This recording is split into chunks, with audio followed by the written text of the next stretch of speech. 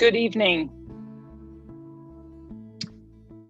On behalf of the county, Canaan & Associates and DPZ Code Design, welcome to the second meeting of Series 3. My name is Marina Corey. I'm with DPZ, and I'm joined by Matt Lambert and Mike Wyke. From Canaan, we have Eliza Giuliano with us, as well as many more from the county, including Alberto, Olin, Greg, and others. We will all be helping answer your questions during the 2 questions and answers sessions we have today. As a reminder, Series 1 was an introduction to the comprehensive plan and the particularities of each of the 6 market areas. Series 2 was an introduction to sectors and place types intended to provide guidance on the degree of intensity for the future growth within each market area in a more predictable manner.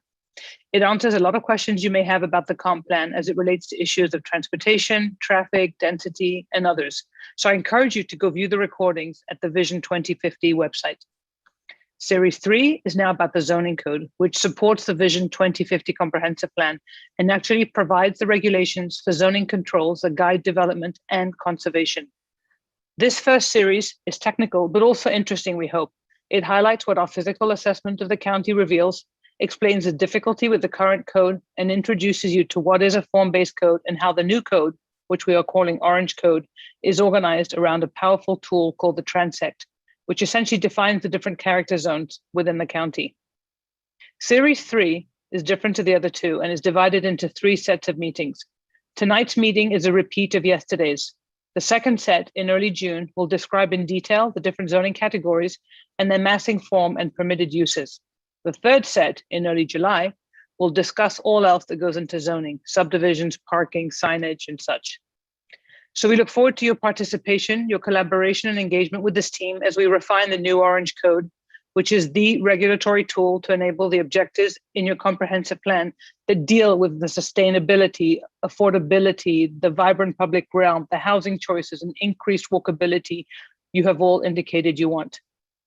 We are live streaming across many platforms and gathering questions in real time to answer at the end of the presentation. And now I'll turn it over to Alberto Vargas, the Planning Director, for welcoming remarks and to also acknowledge the commissioners who are also in attendance. Thank you, Marina, and good evening, everybody. Thank you for your presence this evening. We really appreciate your time. Without your continued engagement into this process, both efforts of the reorganization of the comprehensive plan and the update to the land development code would not be possible. So we really and highly appreciate your presence. As you heard Marina's introduction, we have been meeting since December through April of this year, and within the elements of the concepts that we have been sharing with everybody, it generally frames the framework, and you have been helpful in terms of us modifying that framework and adjusting it to the needs of each individual community. Orange Code's existing land development and the existing update to the land development code is strategic to identify those specific places that we're familiar with, the places that currently exist, and those that are planned for the future as we continue to grow for the next 30 years. The current code, as you know, has sections and subsections that are devoted to land uses, like the residential land uses, industrial, commercial. And Orange Code really begins to recognize the fact that the county itself is very diverse, not only in its topography, but the character of development that happens, as well as the lifestyles. So it capitalizes on that and begins to implement the policies that are being drafted for the future growth. Those regulations are adjusted to those specific communities. The fundamental that we're going to be listening and learning about tonight and sharing with you has become best practice throughout the nation. This code update provides opportunities to think about development in Orange County differently, certainly in a different way that we have been thinking about for the last 30 years. Looking to design solutions with a specific different lens for the purpose of preserving or building great communities and neighborhoods in a much more sustainable manner. So with that, tonight, I am going to recognize the presence of Lee Perry with District 1 Office. Commissioner Nicole Wilson is with us. Thank you, Lee, for being with us tonight. You know what? It's actually me. I'm not sure why Lee's name is on there, but I'm just grateful that either way that I was able to join. I had so much fun last night that I had to jump back in. I really, really am grateful for all of the engagement that your team and the consultants have gone through in this process.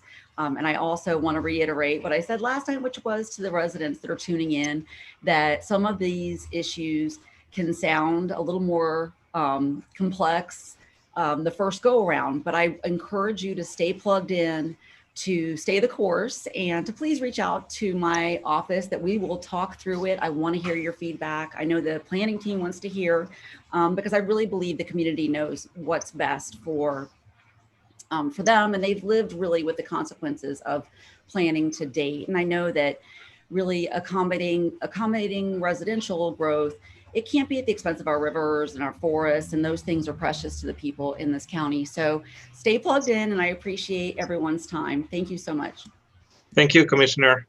We also have with us tonight Rose Nancy Joseph. Is that you, Rose Nancy, or is it Commissioner Victoria Siplin with the District 6 office?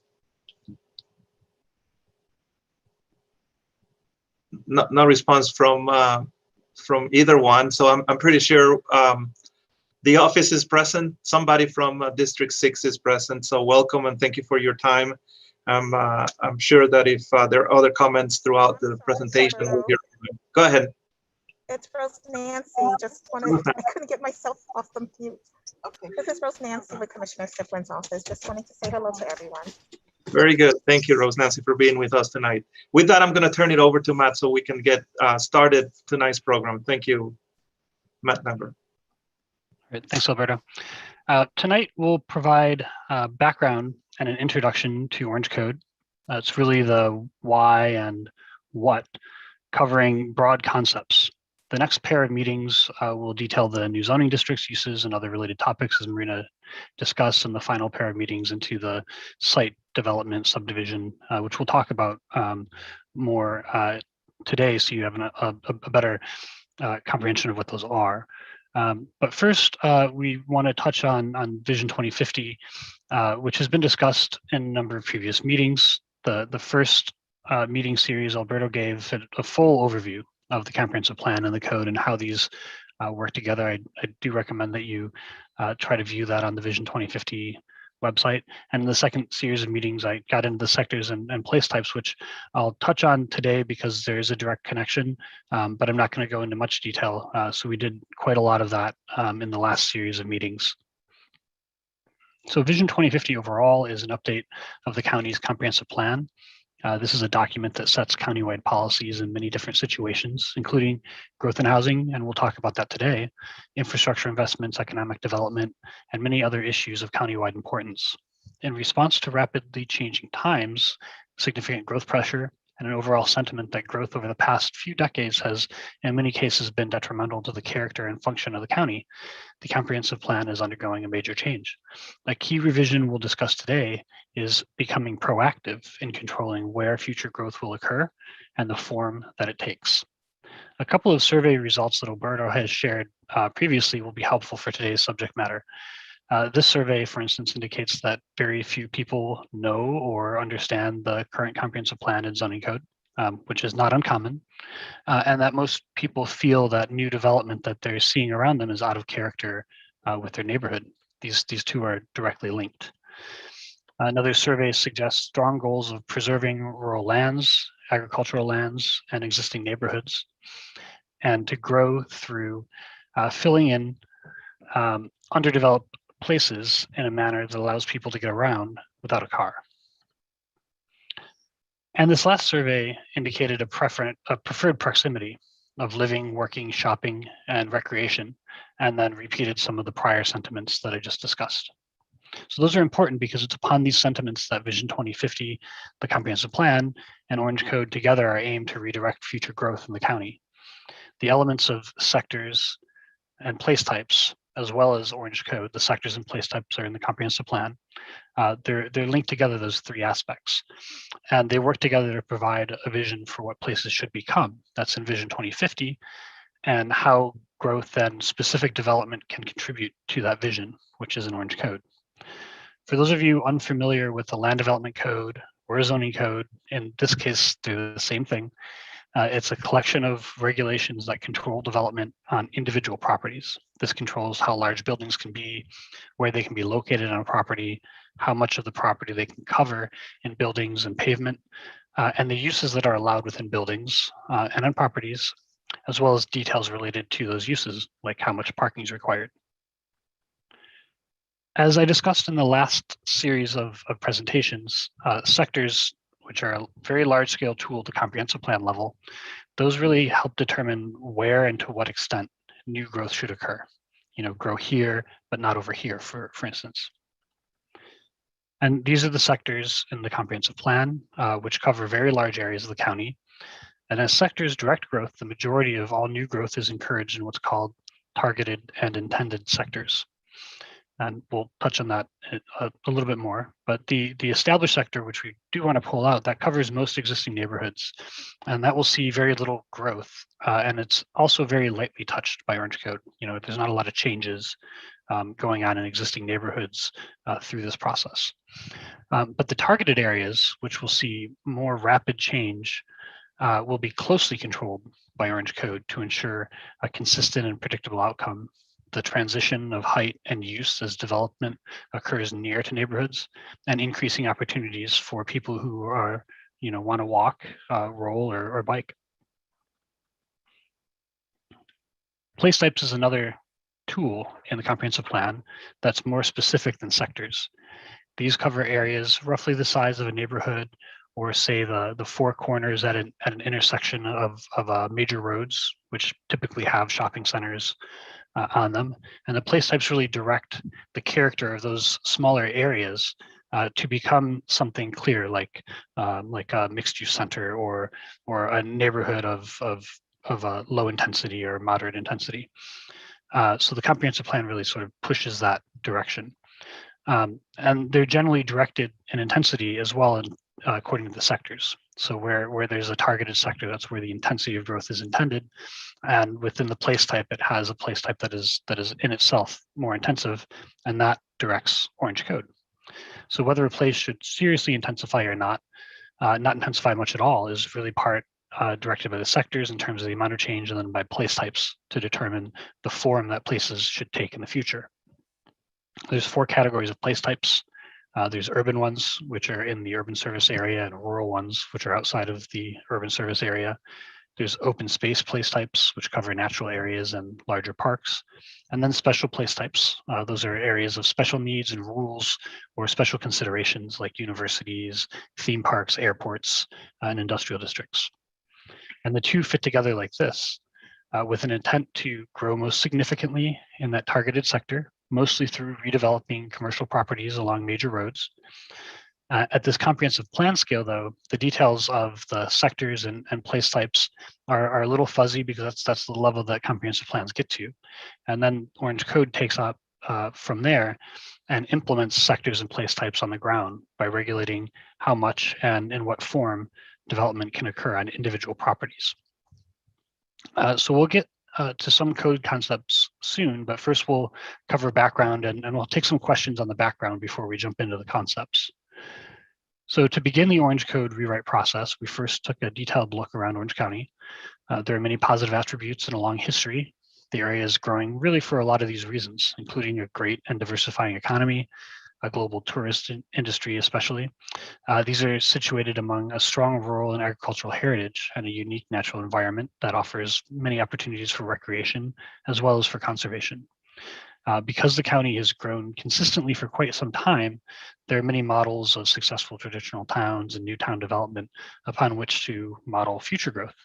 And that growth is increasingly being serviced by diversifying transit options. But there are also a number of issues. Decreasing affordability of housing is a big one. That's reflected in the lack of housing diversity in much of the county. And the pattern of past growth has also resulted in a loss of rural heritage, while delivering places that are only accessible by a car. And once you are in the car, the post-1950s development pattern really results in a lot of traffic, and nobody appreciates that. And this is especially true as employment areas are heavily concentrated, which contributes to serious traffic burdens during the morning and evening rush hours due to an imbalance between the locations of jobs and housing. We call that jobs housing balance. And if they're all really far from each other, especially concentrated jobs, then all the traffic in the morning goes one way, all the traffic in the evening goes another way, and that system just doesn't work. And to respond to the traffic volumes, the collector and arterial roads become larger and larger, and they have faster moving traffic. And as we'll talk about shortly, there are many developments that have, so that's the whole traffic thing is pretty important because those roads become, sort of uncomfortable. You have a lot of traffic and it moves really fast, but that's the result of this imbalance between jobs and housing and the pattern of development. There's another issue, and we'll talk a little bit more about this, which is that many developments have written their own standards. These are called planned developments, and really because they feel that existing codes are a mismatch with the demands of the market. Here's some examples of the mapping that were completed as part of the assessment. Because Alberto discussed a lot of this in the first set of town hall meetings, I'm just throwing these up here for context. You should really go back and watch those on the Vision 2050 website. Along with countywide mapping, studies were also completed to compare the character and detail of different areas within the county. This collection represents a portion of that work. Of course, there's a lot more. Here we looked at street types and how often there are connections in streets, the extent of sidewalks and bicycle lanes, if there are blocks or if there aren't blocks. Like a block is an area that's roughly a rectangle defined by streets, and some patterns of growth builds with blocks and some patterns don't, and that has a really big effect. And then when you do have blocks, what is the scale? Are they so large that most people would choose to drive rather than walk, for instance? And we looked at buildings and the distribution of building types, and lastly at the types of neighborhoods and centers that make up all these areas in the county. And overall, the physical assessment was aimed at describing Orange County from both a broad overall view, uncovering patterns of natural systems, commuting, housing diversity and cost, and then at a closer view to identify differences in character, which are significant across the county. Along with these, we analyzed all of the standards within your existing zones. The existing standards are on the left here, and the categorization of those standards are on the right. And you may have seen this yesterday, it was in the wrong spot, but it turned out to be applicable in this conversation because there are many, many zones currently, but there's really not that much variation in the physical standards, like how far a building must be set back from the street or the height restrictions on buildings. So we did this in order to ensure that the new Orange Code doesn't result in a change of character within existing neighborhoods. And this also helped us to determine how we could reduce the number of zones and the complexity in the new code. So logically, we must ask why the current code needs to be rewritten. So this infographic points out some very important issues. The current code is 1,200 pages long, and that's a ton of information to absorb. The new Orange Code is about 300 pages, and I'll tell you that's complex enough. Within the current 1,200 pages, there's 20 different zones for just residential uses. And because it's so long and has been patched over and over and over for so many years, there's things like 7 different definitions of building. There's all sorts of inconsistencies. And while those definitions, for example, may be similar, they can lead to confusion. There's also 11 definitions of person. And it's this lack of coordination over time is not only about definitions, though, it's also about important regulatory details, and they may contradict each other. And when that happens, it's left up to the applicant, staff, and ultimately to the commission and the Board of Zoning Appeals to determine which requirements are applicable. And that process can be long and costly. There are also 145 exceptions to rules that apply to specific uses that say you must do this except for this and this and this and this and this.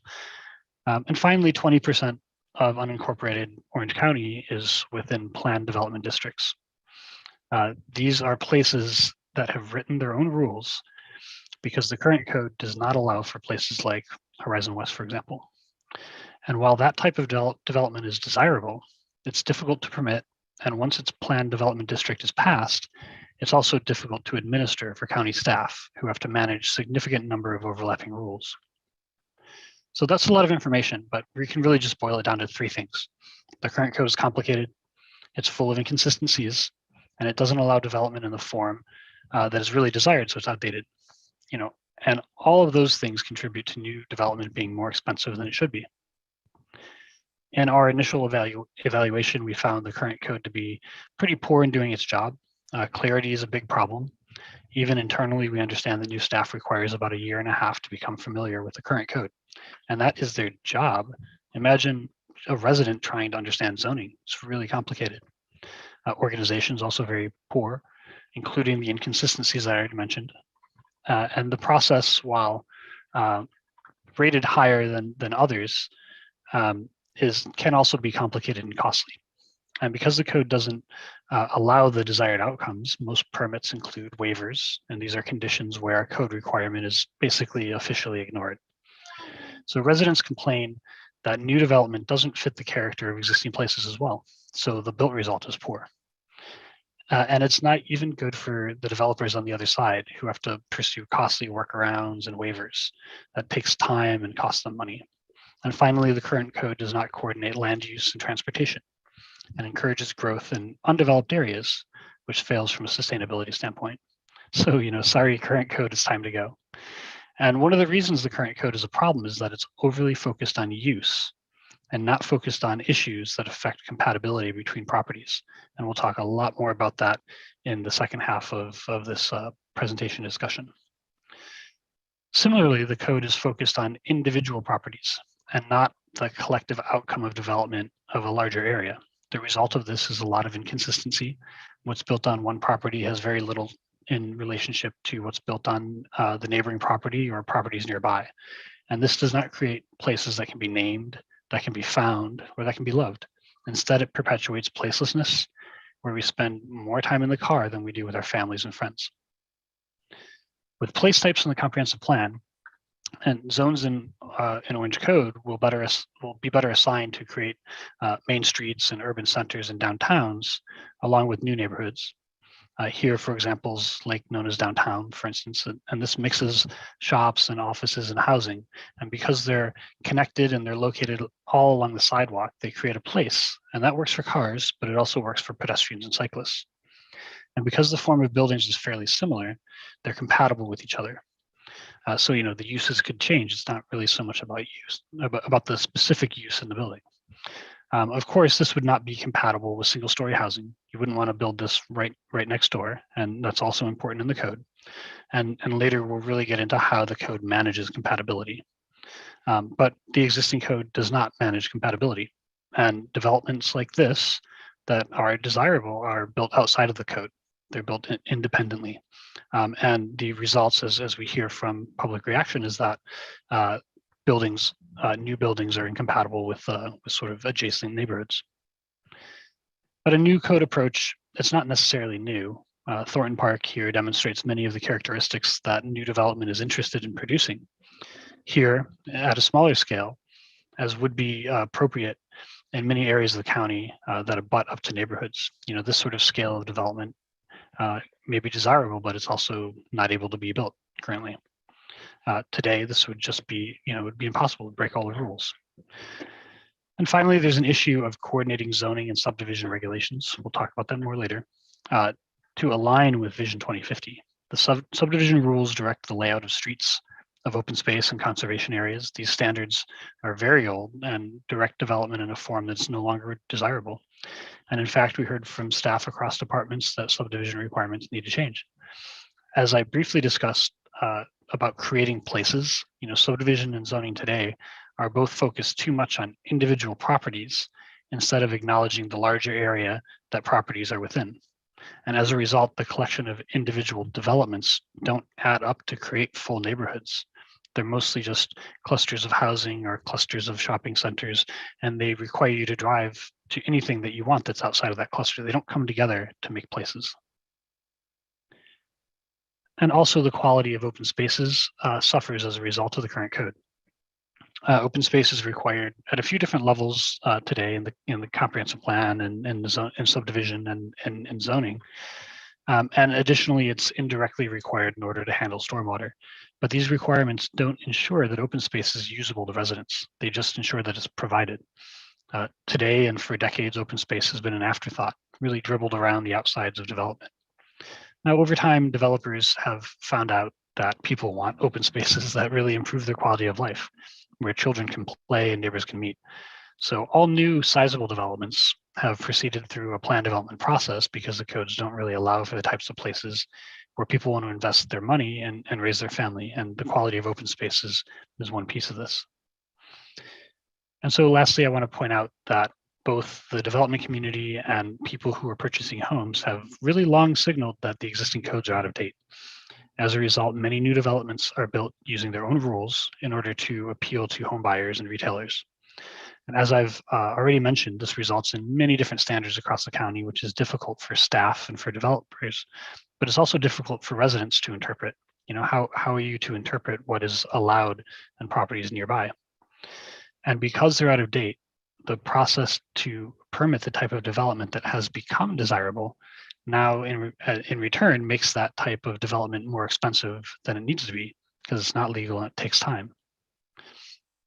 And here's a map of those areas, about 470 planned developments. And what I think is interesting is notice that they're most on the edges of already built places. And so to me, this map essentially shows that all the new growth towards the edges is opting out of the current code. You know, it's already happened. And with each are subject to their own new standards, there's just a serious lack of coordination. And so right now, the future is being dictated by one development at a time. And that's really not good planning. That's not future oriented. That's not building a vision for the county. So clearly the zoning code needs an overhaul. Orange code, which is that needed overhaul, fundamentally reworks zoning and subdivision in order to increase predictability, meaning it's easier to understand what new development will look like, and to also increase compatibility, meaning that new development is more of a similar character to neighboring places and provides a meaningful transition if it's much different. It's also focused on making places among multiple properties and developments rather than a bunch of isolated projects. As Vision 2050 is really focused on the infill development of existing commercial corridors and adding more diverse and affordable types of housing, the new Orange Code is designed to implement that vision. And as I've discussed, it's aimed at being easier to comprehend for residents, the development community, and county leadership and staff.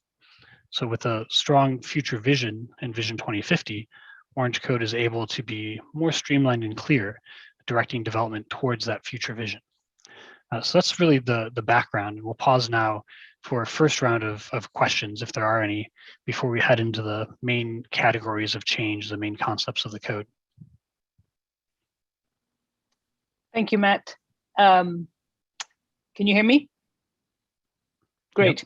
Yep. Well, I wanted to commend Commissioner Wilson for attending a second time night in a row. That's quite rare for a commissioner, and we appreciate your attendance.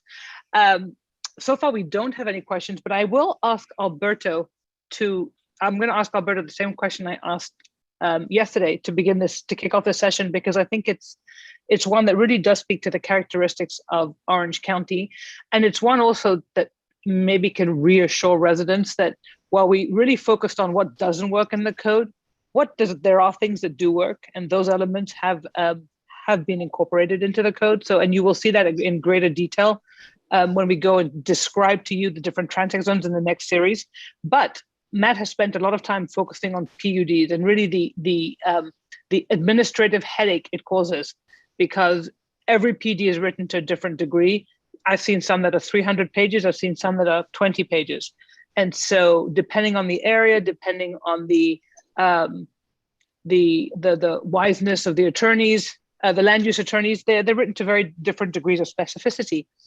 And but they often include standards which speak to what's lacking in the code. They try to distinguish between different building types. They try to create a more walkable environment. So Alberto, do PDs help or hurt?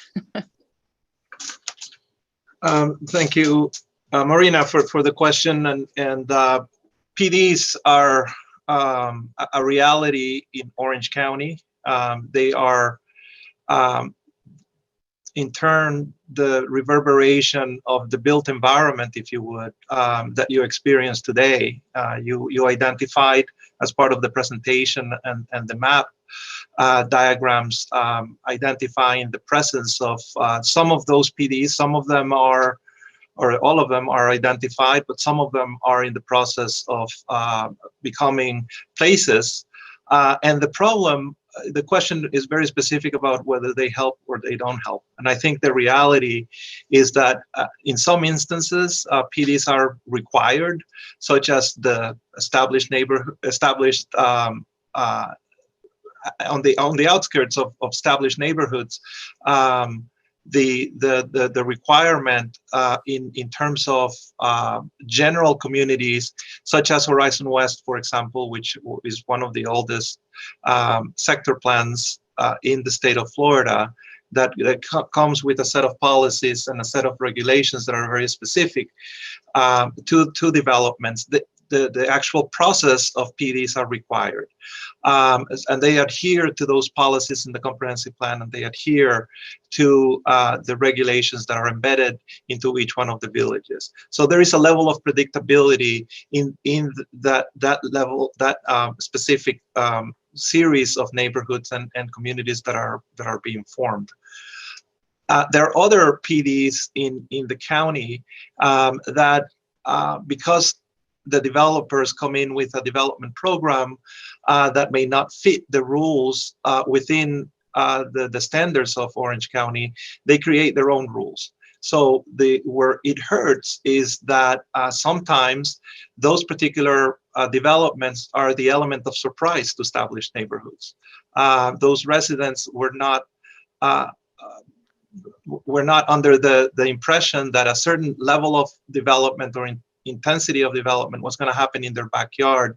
So there is very little visioning associated to where this type of developments may take place. They have to go through the process, they have to be reviewed, they have to be consistent with the policies, and they have to be adopted by the Board of County Commissioners and recommended by the different entities that make the recommendation to the board. So there is a fair process and a good process established today in terms of public engagement and public awareness of what's happening. It's just that the vision itself for how Orange County continues to develop is incremental, and there is a very high element of surprise, and sometimes it's very unpredictable. So that's a good answer, and there's 3 follow-up questions to that. So I'm going to throw them out, and Matt and or Alberto can respond. So the first one is, what will happen with the current PDs with regard to uses that have been assigned? So I want to say one thing, and then I'll turn it over to you all, and that is that PDs are vested, right? So they have been vested under the old code, and they will continue to move forward.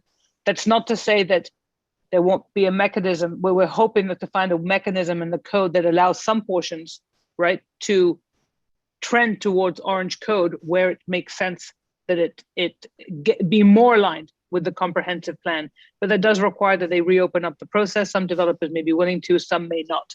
But they are vested, but we're not going to see more of them, but we have to keep the ones that are there, correct?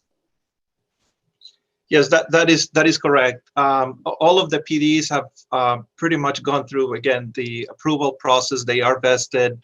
They have been adopted in the comprehensive plan in terms of their specific development program. We have a policy that collects all of those development programs, so they become part of the plan.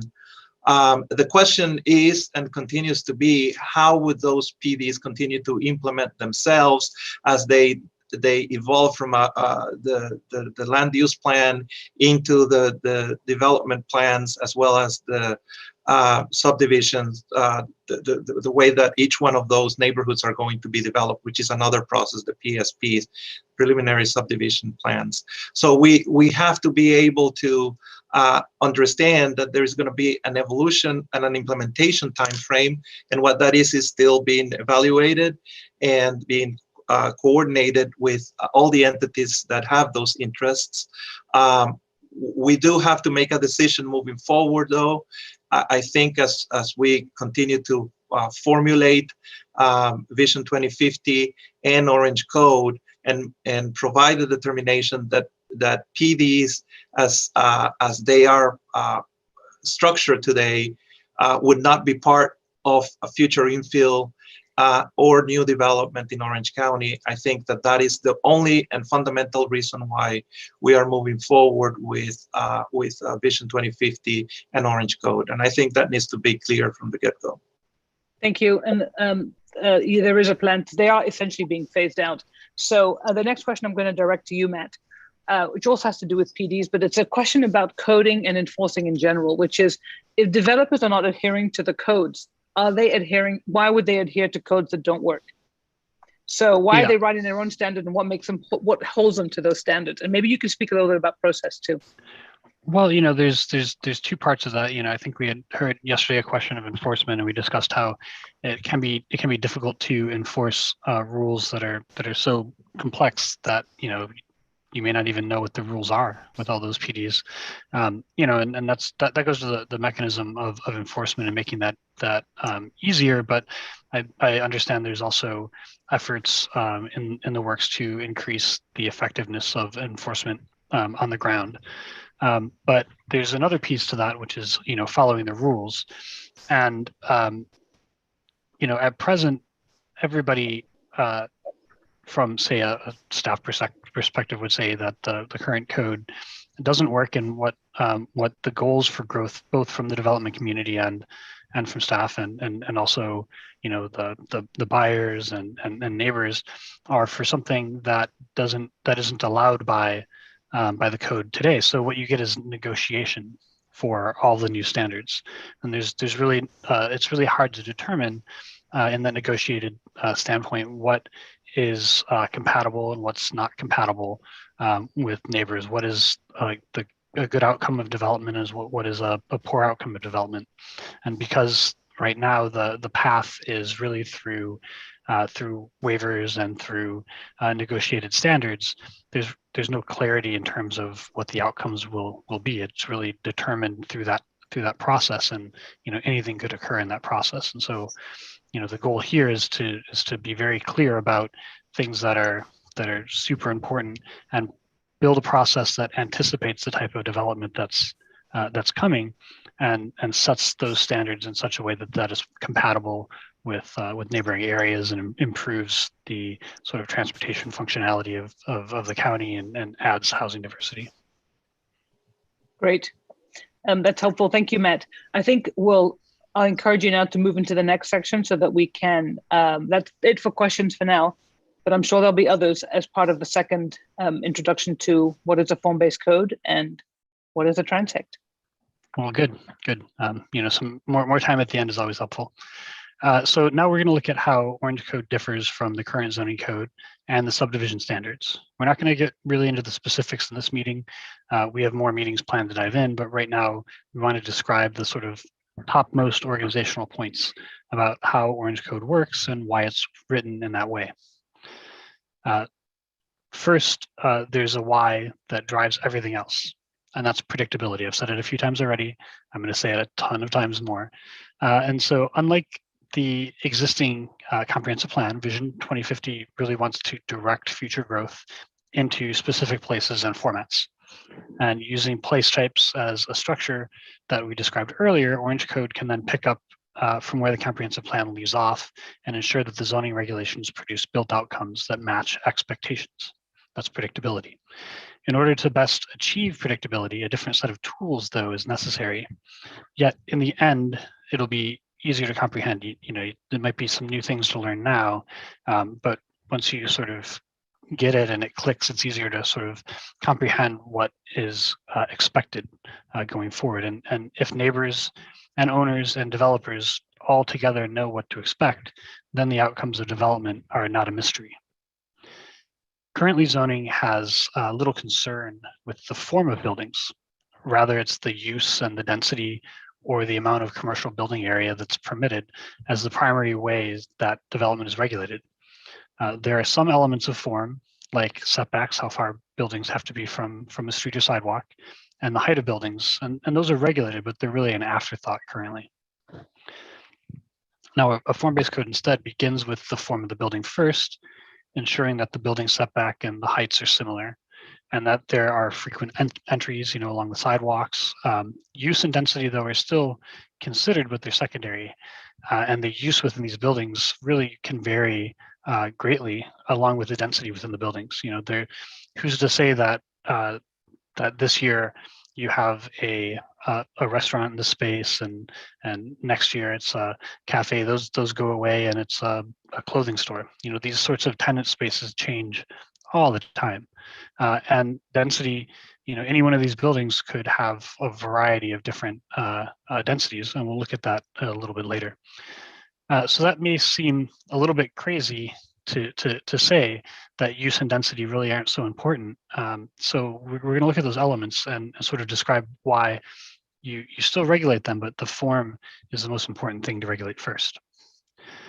So the first what in this series is use. A form-based code is really being distinguished as not being a use-based code.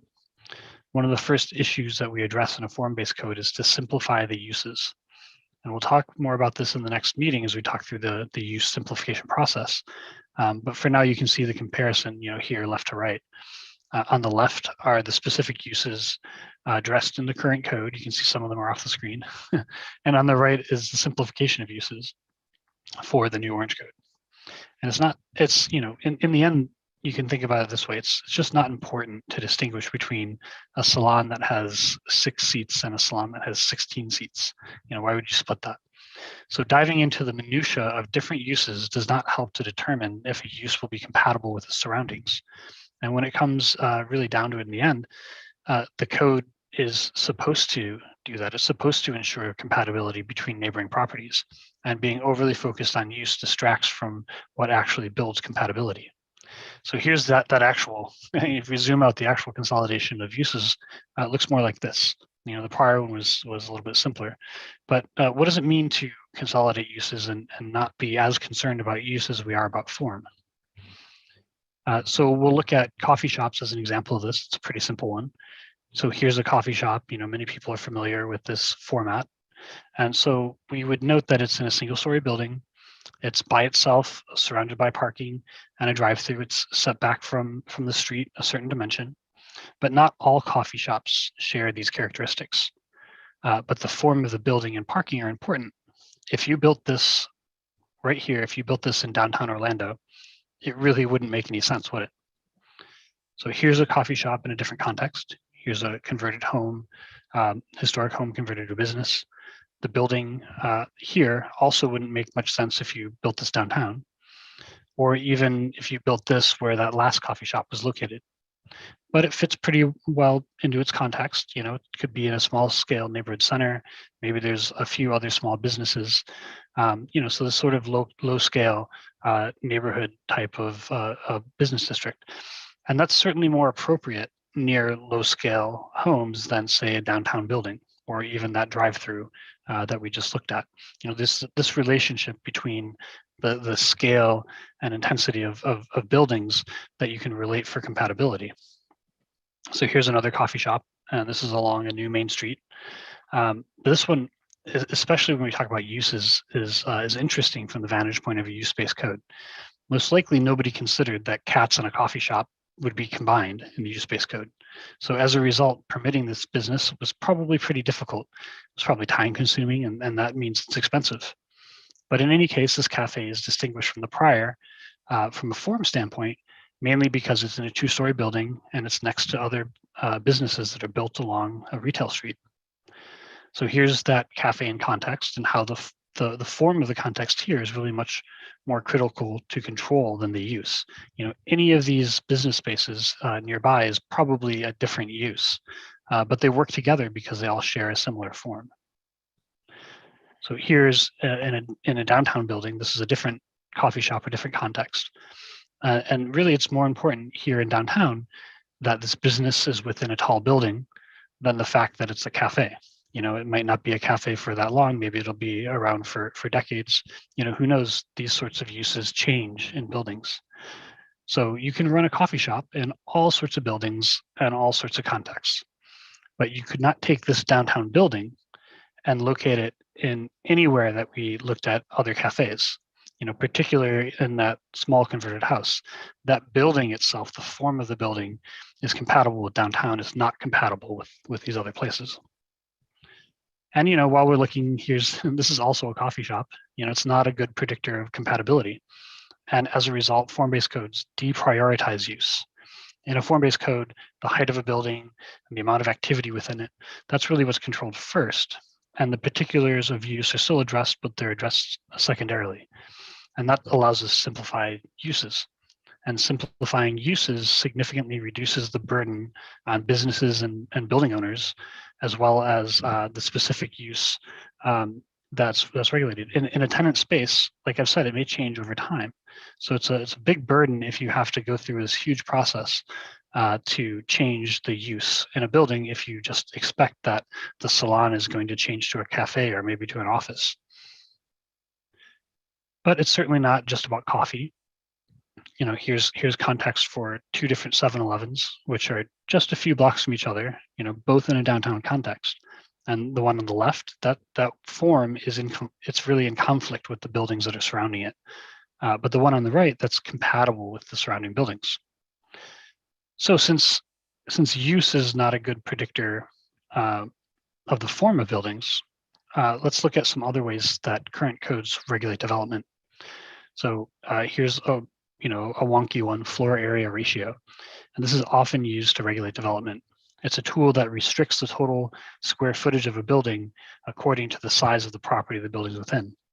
So these images, these 4 images, they represent a property of 1/2 acre, and they've got buildings of different sizes and different heights. But all of these conditions have the same floor area ratio. But if you built them, they would all result in vastly different character. So while floor area ratio may be required as a control in some cases, it's really just not a good predictor of the character of new development. So if it's necessary, we deprioritize it. If it's not necessary, then we don't use it as a tool because it's really not helpful. So surprisingly, density is also a poor predictor of the character of development. For all the grief that people give over density, it's really rarely understood in terms of its sort of impact on the ground and what it really means. So here's another 4 images, and all 4 of these represent the same overall site, and they are all the same density. But you can also see that they occupy the site quite differently. On the top left, there's 4 houses, each 3,000 square feet with a garage.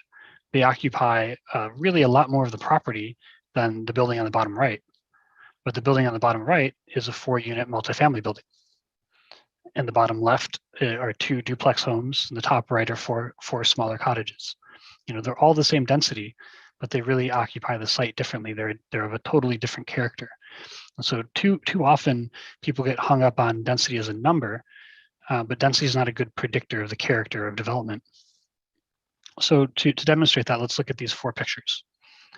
So of course, there's going to be a difference in density between this big apartment building in the top left and the single family home in the bottom right. That's obvious, but where do you think the other examples here compare? So each of these images is one of these 4, 74 units to the acre, 44 units to the acre, 25 units to the acre, and 14 units to the acre. Nothing less than that. But which one is which? Just look at it for a moment. I bet you'll have an idea, and it's probably not this. Here's how the density numbers actually align. You really probably wouldn't guess that the buildings in the lower left is the most dense example of all these. Similarly, you'd probably guess that a large single-family house would be less than 14 units to the acre. And I personally would guess that big apartment building would have been more than 44 units to the acre. But there are other elements that really affect density, in particular the size of the property, the amount of land that's dedicated to parking and to open space. And there are other options for gentle density, like the accessory dwelling unit in the bottom right, that increases the density of that property, but it really doesn't change the character. But the point is that density doesn't predict character, and also that higher densities can be provided within a character that seems to be a lower density. And that can be done if the form of buildings and parking management are well designed. So you may be thinking that I'm crazy that that's 74 units to the acre on the bottom left, but I did double check it, it's accurate. This is a half block in Alexandria, Virginia, and it's designed to appear as a series of buildings, but it's 74, happens to be an acre, it's a 74 unit apartment building. So how could that be? I think having better context around density is important, as we discussed, really making housing more affordable, because the primary way to make housing more affordable is to make housing smaller and to provide more dwelling units within the same building size. So I find this chart helpful. It shows the trends in both apartment size and apartment rent over the past roughly decade. Of course, the price is going up. The price of all housing is going up. That's really no different in multifamily or single family. But the key here is that the size of units is trending down. And that has a major implication on density numbers. And if density is significantly restricted, that has a major implication on cost. So this is a critical issue for Orange County. If you want to stop growth in rural and agricultural areas, and you want to preserve existing neighborhoods, then the places where growth is directed to, the targeted sector primarily, they need to allow density numbers higher than you might think is reasonable. Now look, most people simply don't really understand a density number. They just think that low is good. But when we look at, when we're here to use land efficiency, to reduce the loss of agricultural lands, and to make public transportation, walking and biking more viable, then you must have higher densities where that growth is accommodated, provided it's in the right places. And that's what the sectors and the place types do, is to provide them in the right place, and then the code to provide the sort of controls of form so that they're compatible with surroundings. So here's 2 examples from my neighborhood. These are both historic buildings, and they've always been, on the right, a 2-unit building, a duplex, and on the left, a 4-unit multifamily, probably a condo, but they're amidst single-family homes. And on the left, 32 units to the acre, it's really not that dense. It seems high, but it's not that dense, particularly as apartments and condos get smaller. And also single-family homes, there's change there where there's a trend both in getting larger and getting smaller, and that has an impact on density numbers. So consider this diagram. This is one of 4 that we showed on a previous slide. These 2 quarter-acre properties could easily range from a density of 4 units to the acre to 16 units to the acre without changing the overall form of the building. The same amount of yard space, the same setbacks. The only real difference would be a few more cars to park. However, larger homes have more cars per dwelling than smaller apartments do. And car parking can be a problem if parking is located in front of buildings, but the issue is easily solved by considering form and site issues, that parking is in the right place and that access is in the right place. And Orange Code does this. But again, our goal is not to change existing neighborhoods in any substantial way. Instead, we're looking to infill corridors, shopping centers, and other properties that are not principally single-family neighborhoods. So take this example of new townhomes in downtown. These townhomes, still single-family, are 44 units per acre. And that sounds high, but the building form is controlled. The parking location and the access to that parking is well regulated. It's in the back. The result is a type of housing that can be a really good transition at the edge between, say, existing single-family areas and higher intensity development along the major corridors. And 44 units to the acre, it doesn't have to be scary. And in fact, this density can absorb a lot of new housing growth without eating up agricultural land. And it can also result in more efficient public transportation if this is located close to the major corridors. Transportation needs density to work. That's how you get ridership. And transportation systems in areas of very low density always have to be heavily subsidized. But if you have density at transit stops around transit lines, then you can actually get many more user fees. And then a lot of these places may need fewer cars as a result. So there's this whole cycle that's necessary to connect between transportation planning, land use, and then codes, form, and density. So form, we really want to make clear that controlling the form of buildings is a better tool to control development and to ensure future compatibility with neighboring buildings. This image is from Phoenix, and we'll have a lot of sort of more intensive types of environments in examples, because again, we're not looking to make all that much change in existing neighborhoods, but we are talking about densifying corridors. And so it's very important to look at form. So this image from Phoenix is where we wrote a form-based code in 2013. It's along their light rail corridor. You can see that in the image. They just added it some years before this. And the building on the upper left, that was built using the form-based zoning code. The surrounding conditions, all the other stuff predated that code.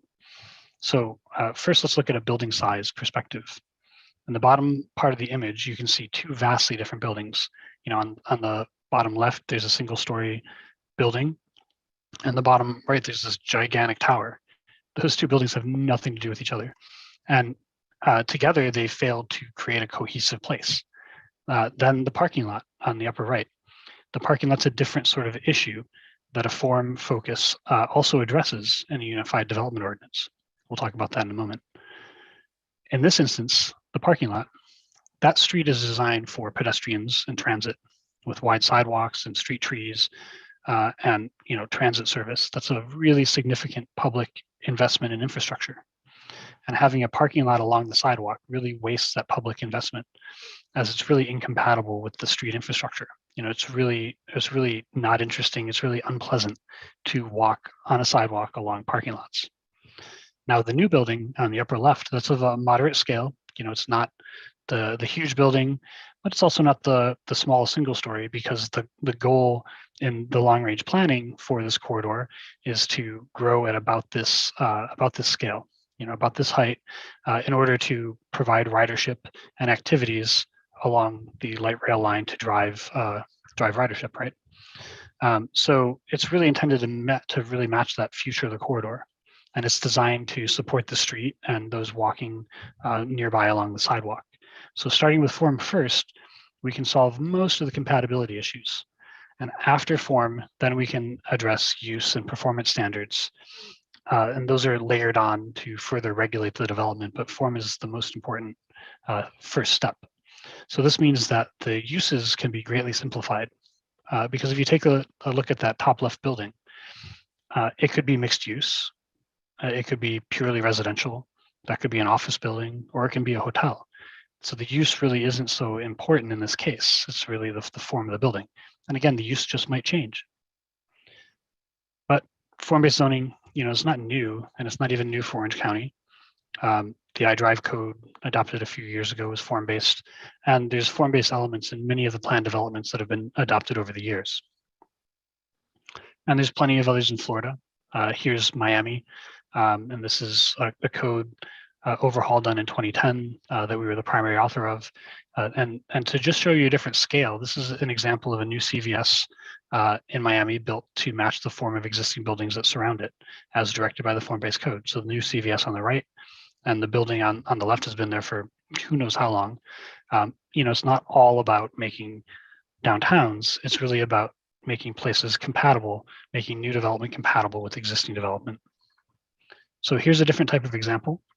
And this is, as you look at corridors and intensification, we're not talking about this, but when you have this sort of a difference, form-based code is also very, very important to sort of manage transitions. So in this case, the street to the left is targeted for some pretty intensive infill. And to address this condition, the form-based code requires a transition in height and form to retain compatibility with adjacent housing. This is still a more intense adjacency than would be expected in Orange Code in Orange County, but the transition considerations are important. So here's a view of that street to the right.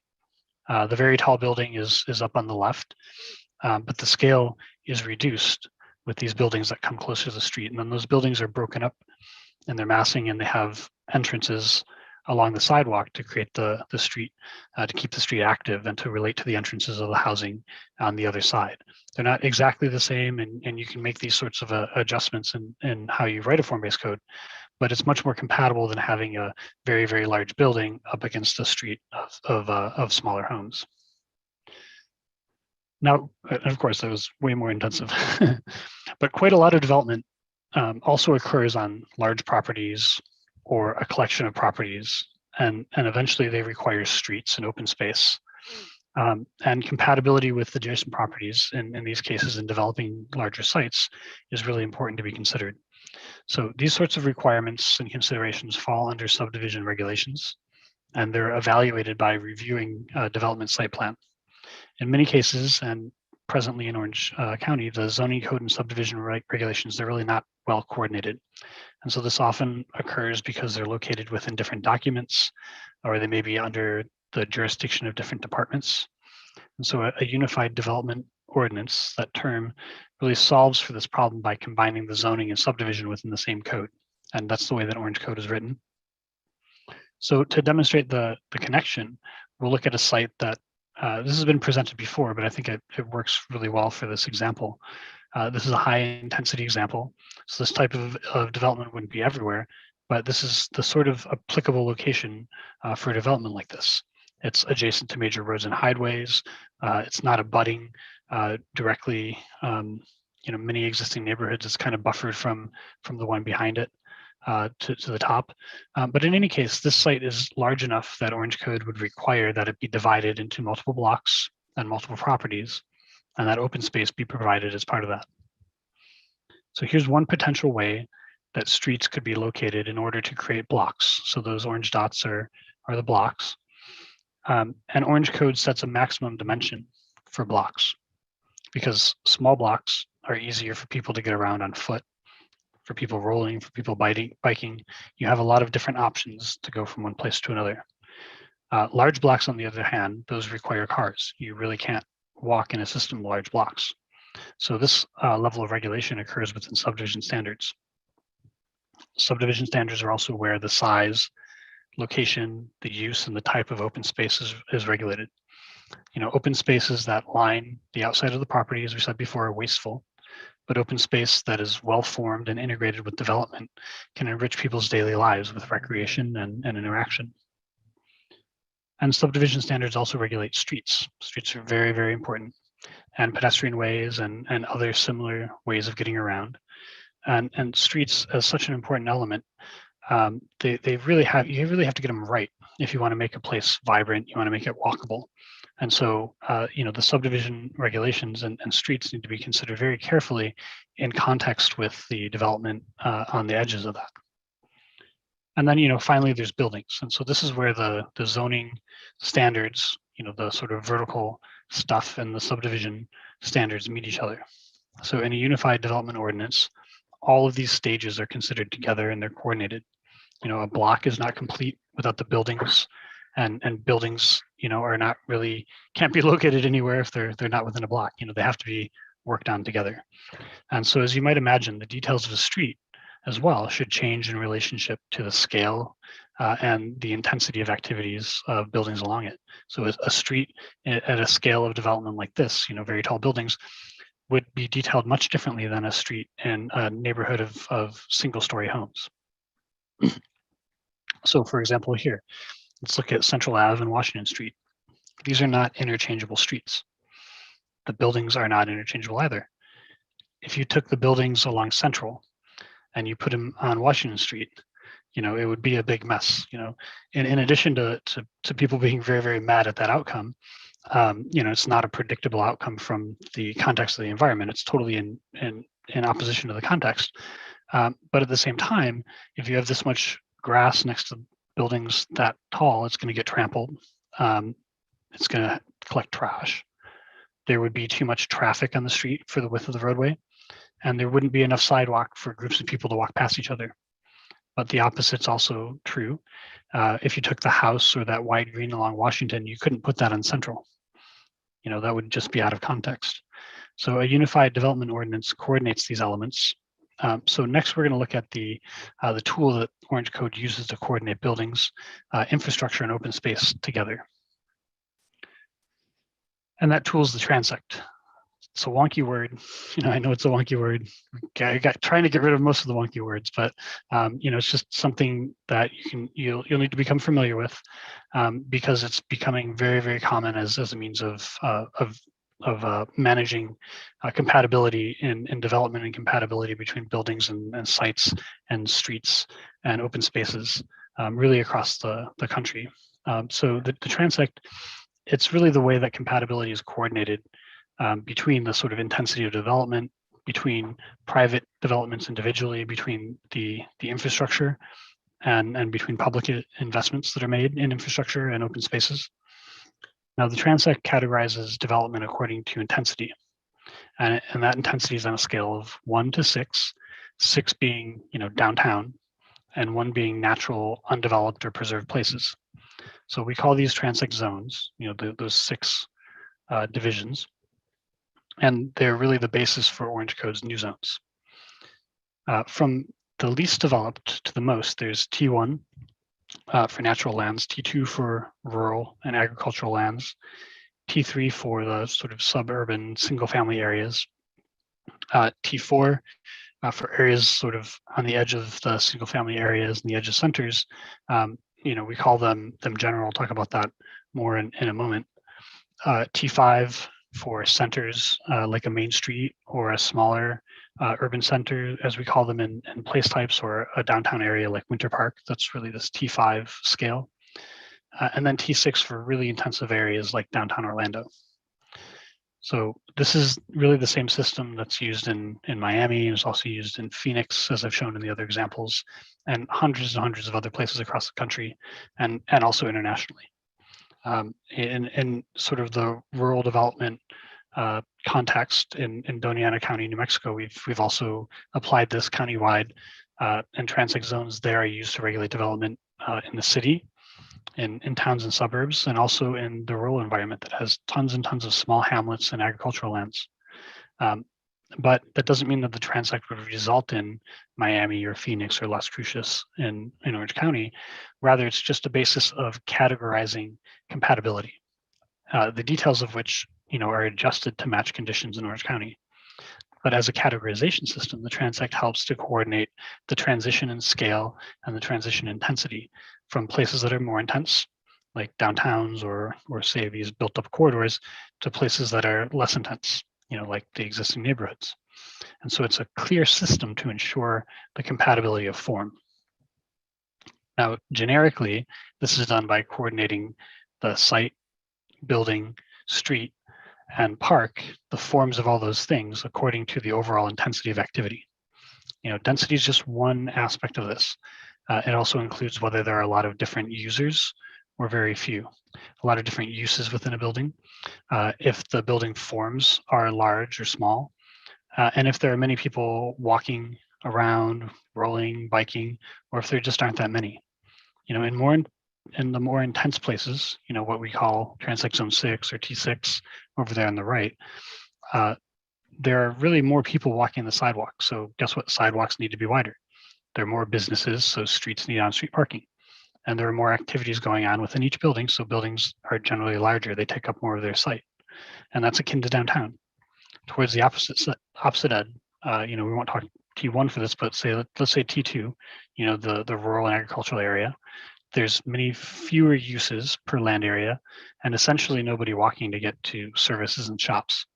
So here, there may be a shared bike and walking trail, but most likely separated from where cars drive, because the cars in this environment tend to travel faster and they're traveling further.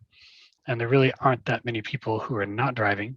So it's really safer to kind of separate that facility, separate the trail. Buildings here, they're generally lower in height and they're located much further from the roads. And all along the spectrum from the rural areas to downtowns, the details of sites, buildings, streets, and open spaces changes. To further address the common reaction that such a system is generic, just look at how other places might be categorized this way. Here's an example that lays out vastly different places and categorizing how they were developed across the spectrum. Now, across the US and outside of the US, here the transect can be used to describe the differences throughout cities and regions. The system also, here crosses many cultural boundaries. All cities have essentially downtowns and neighborhoods, and the neighborhoods that are close to downtown tend to be more intense than those that are further away from downtown. There's a common pattern. I've experienced this in Tokyo and Singapore just as clearly as here in Orlando or in Winter Park. Now, the transect has been used in zoning in recent decades in order to coordinate all the details of this growth.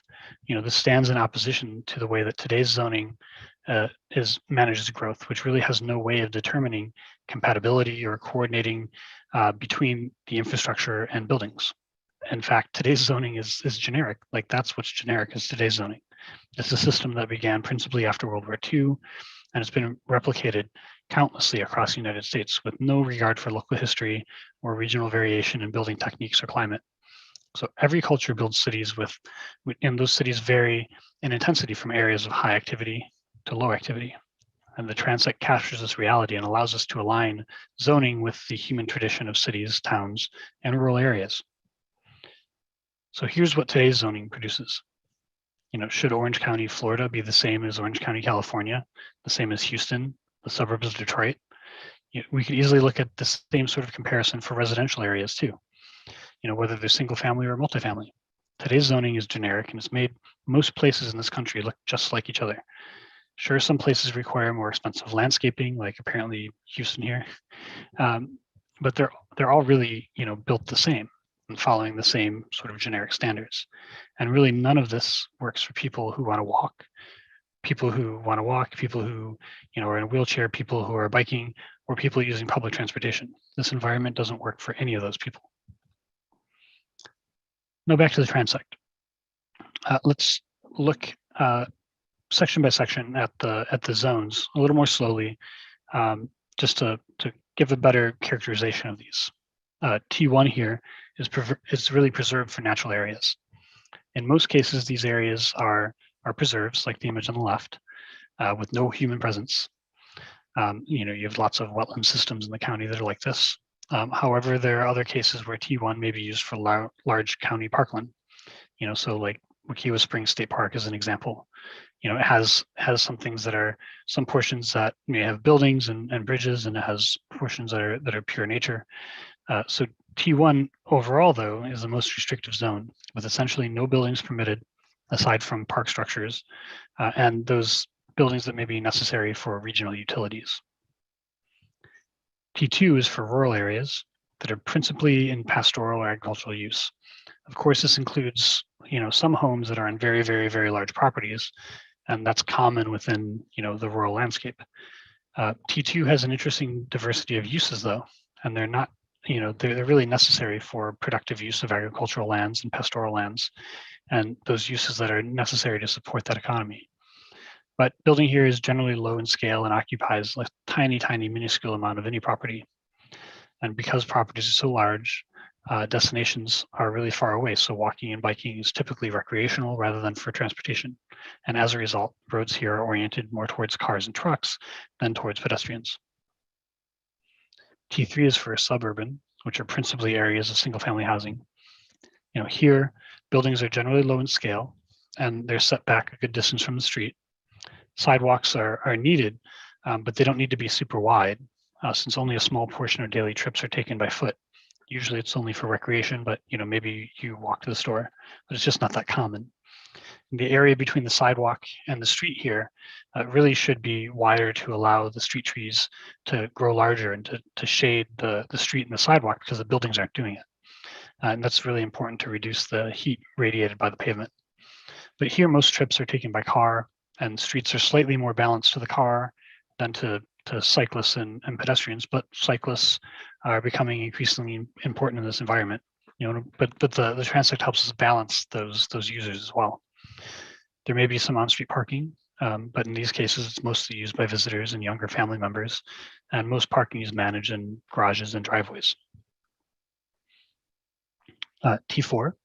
This includes a mix of housing at different intensities, from smaller single-family homes to townhomes and small and medium-sized multifamily buildings. It may also include some small businesses like a small salon or a law office, really limited in scale. Because there are really more people around, more housing, more people, the sidewalks in T4 need to be wider. On-street parking is really necessary. And the space between the sidewalks and the street, this often includes a little more paving. It's not just all grass or shrubs or trees, because people are accessing their parked cars, and you don't need, you really want to avoid trampling all that grass. There's a lot of solutions in the built environment like this. And because there's more people and more bikes, the streets need to be slower. The balance is really about equal between the different roadway users. Buildings here are a little taller than T3, but they're also closer to the sidewalk and they occupy more of their property. Now we call T4 general because it's similar to many historic neighborhoods. And those historic neighborhoods mix different sizes of homes. They mix duplexes, there's small apartment buildings, and there's townhomes, along with single family homes. So you can find this in the historic neighborhoods around downtown, and also around most historic downtowns. But this type of a development stopped once zoning came along and began separating all the uses. Yet this is now the type of neighborhood that's increasing in demand. And we've seen that in our own development projects where we work for private developers, and also in some of the planned developments that you have in the county. T5, this is much like Winter Park's downtown or some smaller main streets. You have some smaller main streets around. The scale is not really that tall. You know, it's not like downtown Orlando. There's a wide variety of uses that are mixed together, including housing. Because there are so many people on the sidewalks and so many people biking, though, the design of streets is oriented more towards those users than towards the cars. On-street parking is an important part of the zone, and sidewalks are really very wide. And there really shouldn't be any grass along them, since it would be trampled, it would collect garbage. And business uses might occur within the buildings, but also spill out onto the sidewalk. And here, buildings are located right up to the edge of the sidewalk, and they really occupy most of the property that they sit on. And finally, there's T6. These are the most intensive places, like in downtown Orlando. I won't go into detail like the others because it should be pretty clear. It's like T5, but bigger. But I will note that the zone is not really intended to be widely used in the county. So rather, it's principally targeted to I-Drive, and it already has a form-based code that uses the transect. Maybe used in a few other places, but it's this form is rare as opposed to T5 and T4 and T3. But to further prove the point that the transect is being broadly adopted as responsible zoning and planning, just look no further than to the Florida Department of Transportation. FDOT is rapidly changing their standards in order to promote safety for all the users of the roadway. For safety for freight, for drivers, for people walking, for people in wheelchairs, for people biking. And in order to coordinate the design of streets with the intensity of buildings and uses, they've also adopted the transect, right? Because like I said, if you're in T6, you know that there's a bunch of people on the sidewalk and there's a bunch of bikers, and there's more of a balance towards those users than towards drivers, but it's totally opposite over in T2. And so the system really helps to coordinate this balance between land use and transportation. And Orange Code plugs directly into the system to ensure that state and county roads, as well as local roads that are built by developers, are aligned to the intensity of the buildings on their edges and the uses, and that and also with the predominant mode of people that use what they're using to get around in that environment. So that's a very important connection. And also, if you read the context standards from FDOT, they're looking towards jurisdictions like Orange County to, within their comprehensive plan and within their zoning codes, to signal the character of different areas essentially in this system, so that the Department of Transportation can respond by designing roads in a way that is compatible with the land uses around it. So it's really important to connect these systems. So just to go for something even simpler, here's a diagram. This diagram we've used for many years to explain it. And you can see here, as the buildings get larger and they include more uses, the sidewalk just has to get wider, and the whole area needs to manage more people walking. It's really just that simple. But I also find this to be a pretty accessible way of conceptualizing how the transect coordinates the details of buildings and of site design and streets. So fencing, it's very different if you're in downtown, if you're in a suburban neighborhood, or if you're in a rural area.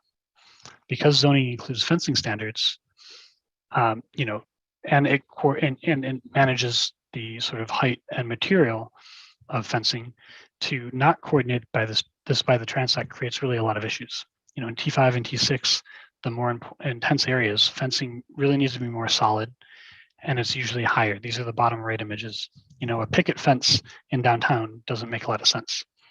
In suburban areas, fencing should be fairly transparent and low when it's near the street, but it may be taller and more solid along the side and rear edges of a property. And in rural areas, fencing is really about being more functional than decorative, but it varies across the transect. So nearing the end, lastly, I'll point out that the easiest way to conceptualize the transect's role in ensuring in ensuring compatibility is this. It's in conditions that are clearly miscoordinated. So we call those, in the wonky world, transect violations. But it's pretty easy to understand when there's a lack of coordination. So this is an example in Orlando. It's perfect. The building on the right would, we consider that, we'd permit that in a T6 zone, in a high intensity zone, and the building on the left in T3. T6 should not be adjacent to T3. That just doesn't, they're incompatible. And the transect makes this very clear. It clearly identifies the incompatibility of the situation. From a code perspective, we can clearly ensure that this is not allowed. And in order to pass something like this through a variance, this sort of negotiated process, the argument on the side of the developer have to be very, very, very compelling and have significant community support, because the transect clearly identifies that this is not compatible, because the transect is all about compatibility. But of course, where you have the same zone, you have compatibility, whether the use here is similar or not. While most of these buildings, here in this image are mixed use, you could imagine how they could easily differ in use, as long as the form remains similar. A building could be office or mixed use, residential. There could be a boutique hotel in here. Those uses aren't so important. It's really the form of the building that's important. So that wraps the introduction to Orange Code, and we'll take questions in a moment and for the rest of the time we have available. But please note again that there will be 2 more sets of code meetings to dive further into details. And the last item before questions is really a call to stay involved and get your neighbors and friends involved. As always, the Vision 2050 website is where you'll find more information on the comprehensive plan and Orange Code, meeting recordings, and surveys. So now I'll turn it over to Marina for further questions. Thank you, Matt. We have some good transect questions here, so I'm going to direct the first few ones to you. So will the ultimate plan, so of course it relates to parking, but it's an important consideration. Will the ultimate plan state any implications about net increase or decrease in automobile use, noting that things like parking minimums and housing sprawl will increase car usage, and mixed-use development near employment centers could cause a net decrease in automobile use? Yeah, absolutely. So there's some structures in the comprehensive plan, the place types.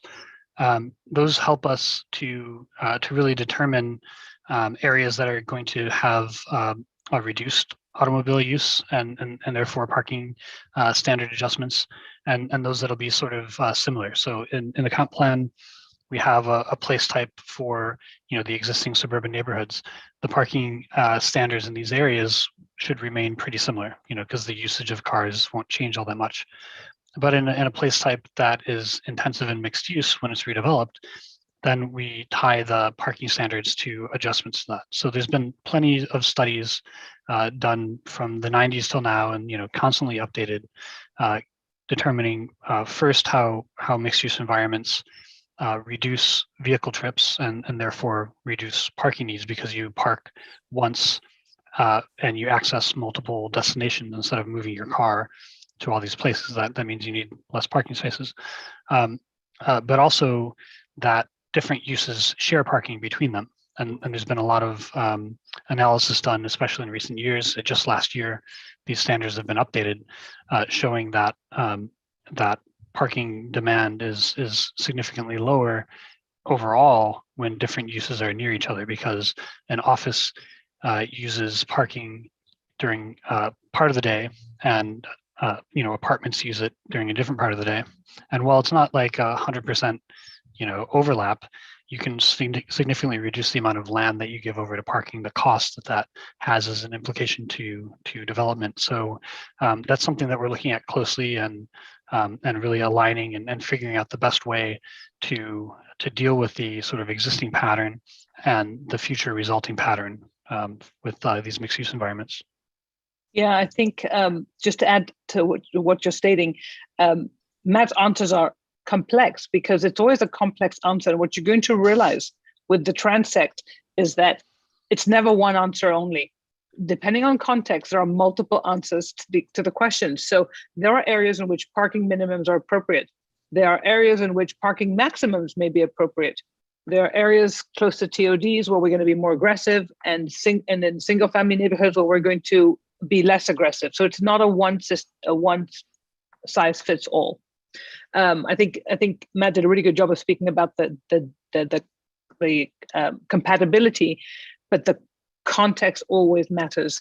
So in that vein, Matt, if the Transit Code is adopted, which we all hope will be, what happens to the already existing areas that are incompatible?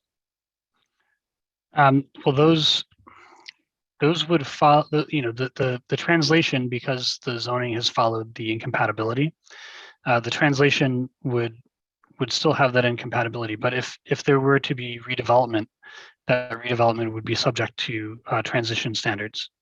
Because the zoning, the ill has already been, the issues has already occurred. So we can't take that back, but we can set standards that if there's changes and redevelopment, that it becomes more compatible in the future. That's right. And people realize that on their property, what a Trantec-based code does is enables more options. And so we often see redevelopment of those areas sort of speed up because property owners realize, one, what's next to them is more attractive, but two, it meets the market demands, but three, it's just more permissive in general. We control form, but the uses, for example, are much more permissive, especially in the mixed use areas. But more so, I would point out more so on the corridors than within existing neighborhoods. That sort of incompatibility. We wouldn't anticipate like a ton of change on that T3 side.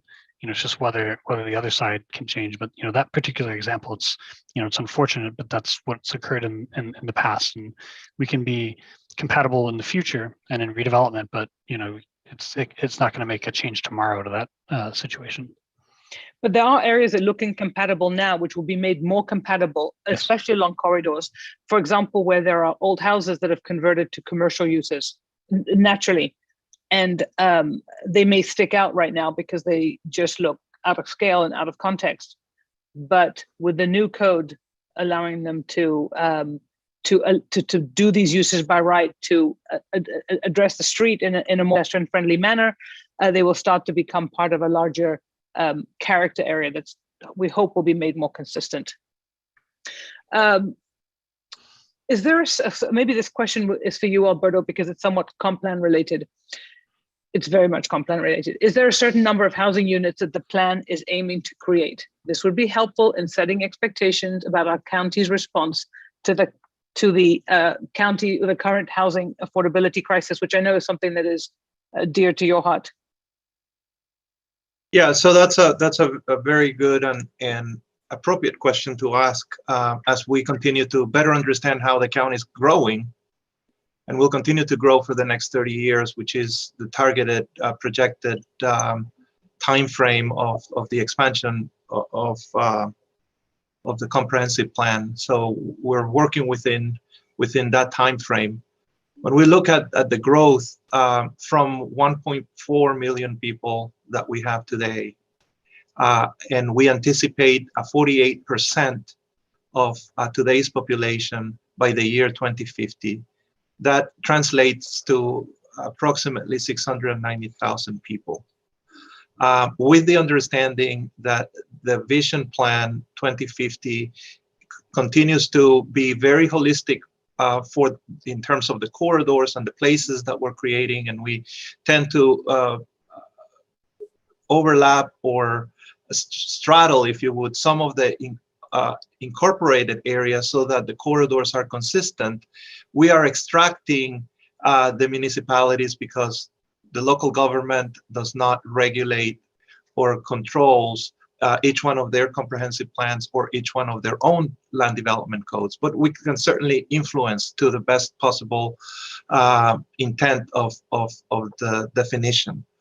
So with that understanding of a 48% growth of today's population, 690,000 people, and we extract the growth that will happen within each one of those municipalities, we anticipate perhaps that within Orange County alone, out of those 690,000, we would end up with approximately just over 400,000, 420,000 people. 270 some thousand would go into those municipalities. So how does that translate to the number of units that we're discussing today? The reference that we have in terms of household sizes, that number of total number of units by the year 2050 for unincorporated Orange County would be approximately just over 160,000 units. And that number of 160,000 units, that's all inclusive, affordable, attainable, market rate, of course, and all types of different product types. And I think that here we are in the middle of this projected, very accurate, I think, general understanding of how we're growing and the need to address an affordable housing crisis. And we have a 10-year action plan right now adopted or accepted by the Board of County Commissioners. The 10-year action plan really targets 35% of the projected number of units for the next 10 years in the county, which if we translate that 35% to the total number that I just mentioned of units of just over 160,000, we probably will end up with about just anywhere between 58 to 60,000 units that would be targeted for affordable and attainable. And hopefully, as part of the plan as well, we continue to address the mixing not only of land uses, but mixing of ages, mixing of levels of income in communities that are vibrant, in communities that are thriving because of the coexistence of all of these very diverse unit types, as well as families and communities. So I hope that answers the question. I know it's a long-winded response, but well, I want to add two things to what you said, Alberto. I think the 420,000 people coming into the county 20 years ago would be coming in under a very different set of housing types than 420,000 are going to come in over the next 20 years. And that has to do with the demographic shifts in this country. And that has to do with the housing preferences that people have. And that also has to do with the household compositions. We heard, Eliza spoke a little bit about this yesterday, but we know that about 60% of American households are made up of one or two people in the household. That means that they're looking for, most of them are going to be looking for small multifamily, maybe some attached housing, and less will be looking for just a single family. The reason there's such a preponderance of single family housing is that the zoning has made it very, very easy to build that type. And the zoning, in all sorts of ways that Matt will be getting into in the next series, has made it very difficult to enable townhouses to be properly designed, because the metrics attached to them just don't pencil out in many cases. Or we see multifamily coming in and they're very huge. And so there's that missing gap that we hope that this new zoning code is really going to enable and encourage and incentivize. The other thing I just wanted to say is that I can't remember if it's the National Association of Realtors or of Home Builders, but they put out an annual survey every year that asks people what kind of environments they want to live in. And it remains somewhat consistent. About 50% of people want to be in the suburban style home, and they're willing to forego the inconveniences of having to drive everywhere for that. But 50% want to be embedded in walkable locations where they can walk to their daily needs, walk to their coffee, walk to their job if possible. And what this zoning code is going to really try to do is to identify where those areas make sense. Anyways, I don't know if Matt has anything to add, or if I should just move on to the next question, because it is a complicated one. I think you're good. You can move on. Okay. So I'm going to two more questions. So the first one is a very easy answer. Do we have, well, it's not an easy answer. I apologize. Do we have a downtown type area in the unincorporated county? I think you touched a little bit on this, Matt, but maybe Alberto, you want to expand on iDrive, and the iDrive is the one part of the county that will have the T6, the downtown core that Matt described, and we'll be describing in much more detail in the next session. Sure. So as again, Vision 2050 begins to identify the different types of places and the place types, we have the centers, and the most dense and intense center right now in the works continues to be International Drive, 3,600 acres of a district that is, again, continued within 5 specific goals. One of them is the completeness of that, which addresses mix of uses and in a much more walkable scale type of environment. So when we compare the level of density, the closest one to downtown would be certainly International Drive. There are other districts. When we also define downtown Orlando, there are different scales within downtown Orlando. Just adjacent to the central business district itself is Soto, which is a different scale, but is in close proximity to it. And when we understand what those different scales are, just north of 50, for example, or Colonial, there are mix of uses with multi-story buildings, more than 12 stories in certain areas. We anticipate that that there are going to be other TOD areas as we continue to grow in Orange County, in districts such as Pine Castle, for example, which has a vision already associated to the station, not only for Sunrail, the existing station that will continue to grow and densify and intensify much more than what it is right now. And certainly Meadowwoods is another area that we anticipate, just because it's close proximity to the Orlando International Airport, the gateway from the highest level of technology that is becoming a reality in front of our eyes in terms of transportation, with high-speed rail coming from South Florida with Brightline, and connecting to with spurs to other stations within the international, or hopefully leading towards International Drive. So there are other station areas that we anticipate having higher densities. Of course, not at the same scale of International Drive, but International Drive would be the one that compares the most to downtown Orlando. Great, thank you.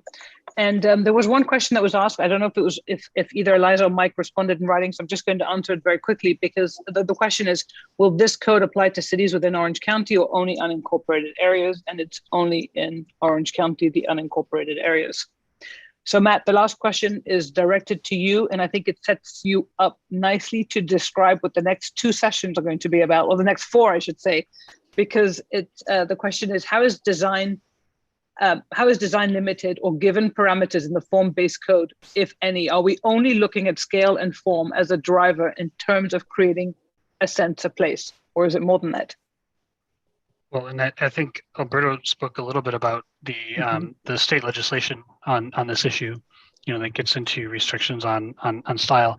But there are some non-stylistic elements in addition to just height and setback that have to do with issues like the frequency of entries to buildings, which is very important along sidewalks, and that's different if you're in a single-family neighborhood or in a place with multifamily or mixed use, and you do need multiple entries to buildings. That's something that is regulated. There's also glazing. It's not overly regulated, but still regulated in terms of the minimum amount of windows and doors on the facade of a building, so you don't have big huge blank walls. So there are some standards like that, but they're non-stylistic standards. So within the zones, those sorts of things are regulated in Orange Code, and we'll look specifically at the zones and what is regulated where. I would say the least amount of regulation is on the sort of less urban scale in the single family neighborhoods, and the most amount of regulation is in the higher intensity mixed use areas, because that's where there's a lot more to consider, but none of it stylistic. Yeah, and I think the one comment I would like to add to that, and you did speak about it, you stressed the importance of it in this presentation. What also contributes to the sense of place is aligning the public frontage to what the buildings look like. So how the buildings meet the street, what the streets look like, how are the sidewalks furnished, how are the trees planted, all of that is going to be is part of this new code that is being proposed. So there really is an alignment between the public and the private faces of the buildings and the spaces between the buildings. Yeah, and that does have to do with whether or not, like, if your building's set back from the sidewalk, whether or not that space should be landscaped or hardscaped. If you're in a more urban area like T5, it should be hardscaped, and if you have landscaping, it needs to be raised. Those sorts of details. If you're in a less urban area, if you're in the sort of single family neighborhood fabric, that where the building is set back, that should really be landscaped and not hardscaped. So those sorts of things are in there as well. And there are some additions. It's not so much regulatory as it's encouraging entries to have stoops or porches or terraces. They're not required in any way, but what we can do is give a setback, but then allow those sorts of elements that enhance the street to be built forward of that setback, and that's creates the common characteristic of most built environments. But that's not so much a requirement or tied to very specific design standards, but more of a sort of an added bonus, if you will. That's right, and this is actually what you just said is a perfect segue into the one other question, which is, how does the Transect plan help alleviate traffic in our area overall if the majority of the area is developed? And I think I'll ask you to speak to two things, Matt. One is enhanced walkability, which you discussed, and the other one is allowing for a mix of uses to permit people to walk and bike to get them out of their cars. Yeah. I mean, you're right. There's two big questions there, or two big issues. Can you walk or bike, right? And then is there a reason for you to walk or bike? And the can you walk or bike has to do with the design of the streets, of course. Do you have bike lanes? Do you have sidewalks? Because places that don't have sidewalks, are the sidewalks sufficiently wide for the amount of people that are using them? So that's one part of it. But also the other part of can you is there a block structure? Like, can you go directly towards your destination? If your destination is 500 feet away, as the crow flies, do you have to navigate this crazy network of streets that takes you a mile and a half to get you to your destination, right? Because that's a really important issue in terms of being able to use modes other than the car. And that's why there's block standards for new development to ensure that there's multiple ways to get from A to B. So then the other side of it is there a meaningful place to go? And that has to do with really encouraging not all of the jobs to be concentrated in downtown or in limited areas, but to allow for greater intensity of uses like office, but also of retail uses in direct proximity to housing, in different parts of the county. And so that affects things at two scales. One is at the sort of larger scale, which is to say, if you are living currently in a single family neighborhood and you have some services you want to access and you have to go really far to access those services or your job, that puts traffic on the street. But if that trip is shortened because now there's new development that provides the services or employment opportunity closer by, then you're reducing the overall traffic on the network. But there's also another scale, which is within the areas themselves, like where I talked about this sort of crossroads, these four corners at major intersections. If they are not just shopping centers, which a lot of them are today, in shopping centers, you drive there, park. You may just park once. You may not have to move your car, but sometimes you do. And you'll go to one or more services and then sort of drive back to wherever you're going to work or at home. And so that has no, what we'd call trip capture, almost no trip capture. But if you have housing and offices mixed together with that with those retail uses and recreational spaces, open space together, then those people who are living in that same proximity, they're living right next door to the shops or to work, they're not driving on the road at all. And so it's a balance between both having people living in these mixed use environments where a significant number of their vehicle trips are cut down. Just with mixed use without transit, that could be between 40 and 60%. That's a lot of cars taken off the road for the amount of growth that you get. But if you have transit and functional transit, and again, transit needs that intensity and it needs these distributed destinations. If you have transit, then you can reduce, up to 80% of vehicle trips. And so it's that combination between people on site and the impact of new residents being much less in terms of traffic, but also those residents bringing life to these centers, making them more attractive and interesting, means that it's other people surrounding in less intense areas have more options of where to go, and their trips may be much shorter than they are today. Great, thank you. That does wrap up the questions session. So I would like to open it up to the panelists, see if they have any questions. Otherwise, I want to remind people before they leave that the next series is June 7th and 8th, in which we will be going into a lot of detail as to what the transect zones look like. It's no longer going to be R1, R2, C1, C2, but T3, T4, T5, and we'll really get into the nitty-gritty of why they look the way they do, what kind of form they're intended to encourage, and how they align with uses. So Alberto, Commissioner Wilson, will you? Yep. All right, yeah, I just really wanted to reiterate and remind folks that if you know somebody else that's interested in this presentation or any of these, that they are going to be available for watching in their recorded form. In a strange twist of fate, several people that I know out in District 1 are actually at a PD town hall going on right now because of course, why wouldn't they be planned together? So I just want to make sure people know that they can still access this even when it's not live. So thank you so much. Thank you, Commissioner.